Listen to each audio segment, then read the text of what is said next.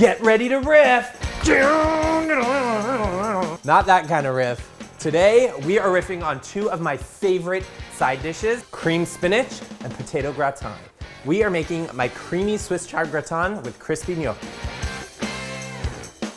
For this gratin, we are swapping out that spinach for some delicious Swiss chard. And instead of making a classic potato gratin, we are gonna be using prepared potato gnocchi that we're gonna crisp up in a skillet, and it is gonna be slamming. Let's get riffing. We need a lot of Swiss chard. I'm talking 1.5 pounds. And what I like to do is just take the tip of my chef's knife and run it along the stem, then I flip it over and I do the same thing on the other side. Once you remove the leaves, thinly slice our stems,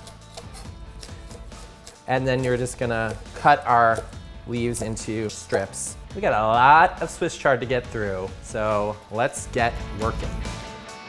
Now that I've got all these leaves done, I could just line up all these stems and go to town. Woo, woo. That was a workout. It's time to blanch the chard. So we need a big pot of boiling water. We're gonna add a nice small handful of salt, and we're gonna blanch this for 1-2 minutes max. We just want the leaves to be wilted and the stems to be crisp tender. Then we're gonna drain it in a colander. We are gonna let this hang out for about 15 minutes. In the meantime, we are gonna prepare our gnocchi. You're gonna want that over about medium-high heat, and we're gonna add some olive oil, and we're gonna add about 1 tablespoon of unsalted butter. While the butter melts, let's take a look at this gnocchi. This is prepared gnocchi that you can buy in the refrigerated section of the grocery store. You don't have to always boil it.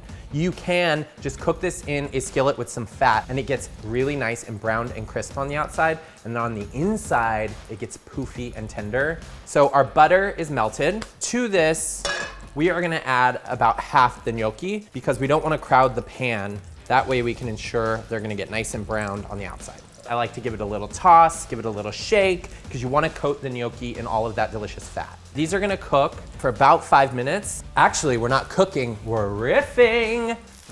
Ooh, you can see they're starting to get just like a little brown. This is what you're looking for. Golden on the outside, they're puffed just a little bit. We're gonna go ahead and use a slotted spoon to transfer them to that baking sheet. Loving this. Round 2 of our gnocchi. Ready, set, go. It smells so good.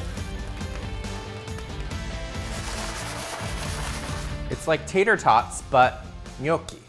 We're gonna go ahead and season them with some pepper and a little bit of salt. We are gonna let these hang out over here while we make our sauce. So first things first, for this sauce, we want 1 red onion. So we're gonna go ahead and cut this in half, peel it, and then thinly slice it. A couple more tablespoons of olive oil and a couple more tablespoons of butter, and we are going in with that onion. Nothing quite like butter mixed with olive oil, mixed with onion. To that, we're gonna add just a little bit of salt and pepper. And we're gonna cook this for about 8 minutes. We want the onion to be nice and soft. All right, these onions are looking so good. So we're gonna sprinkle on some all-purpose flour. You wanna cook this stirring until it's incorporated. You start to see this sort of film on the bottom of the pan. You could see it starts to stick a little bit.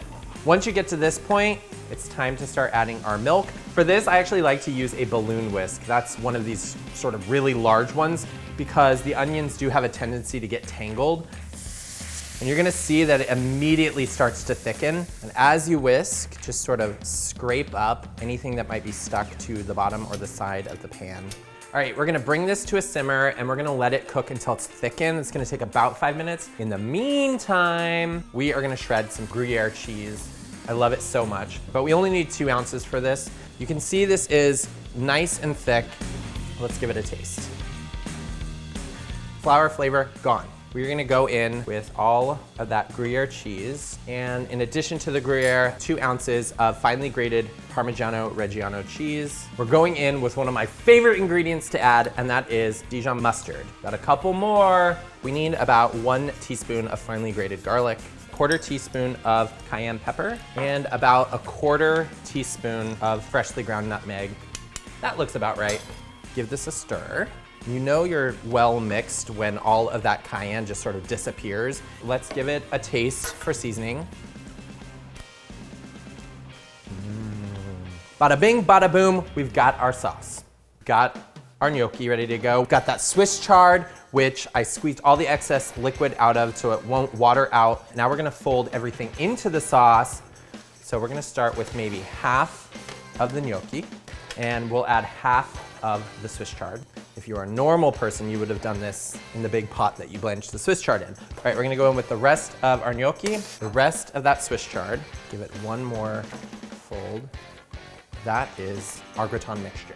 I like to put the baking dish on top of a baking sheet that is lined with either foil or parchment paper, just in case anything bubbles over. Oh yeah, oh yeah. One of the great things about this gratin is you can prepare it up to this point, let it hang out at room temperature, and then just bake it off before you serve it. We are gonna get this into a 375-degree oven. This is gonna bake for 20 to 25 minutes until it's bubbling. Then we're gonna switch on that broiler and get it nice and browned on top. Ho, ho, ho! Get in here and check out this creamy Swiss chard gratin. Check out all these little brown spots. That means lots and lots of flavor. I call this a side. One more scoop, we've got a main.